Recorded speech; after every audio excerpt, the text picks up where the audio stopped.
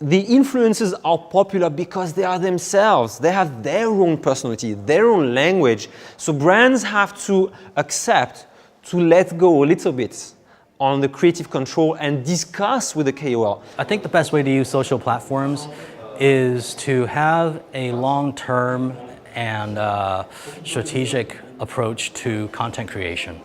So this is not about trying to make every piece of content go viral, because the concept of going viral is not scientific ever. KOLs are actually a lot more savvy now in terms of working with brands to make sure they deliver. And I see one of the key milestones of 2017 is definitely that a lot of KOLs now are getting into CPS, where it's not just about promoting the products, but it's actually selling it. Make your point of purchase easily available, right? So if you don't have an easy way for your consumers to buy your products, then all the marketing in the world won't drive your sales, because people won't know how to follow through with that interest in your brand. The Chinese internet is very diverse, many more platforms than in the West. In the West, they seem to, they are more in terms of content.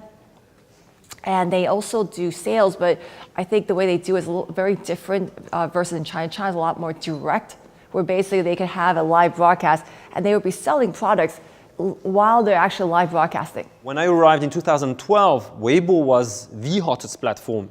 And it still is important, but it has changed. And the Chinese consume a lot of different content on different platforms. So for a good strategy in China, you really need to study different platforms and perhaps break down your strategy. You have to find the right techniques to turn customers into brand ambassadors. There is ways, but it's risky, and you really have to be very focused on a daily basis. KOLs and influencers, same for them.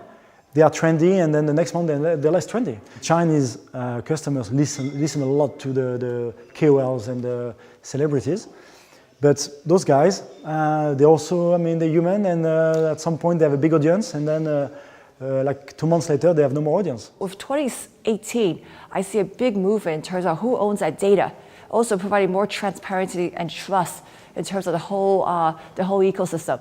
One of the biggest concerns is fake data. And when they work with KOLs or influencers, they wonder like, hey, what am I paying for? I don't even care if they're actually the right audience anymore. I just want to make sure these are real fans.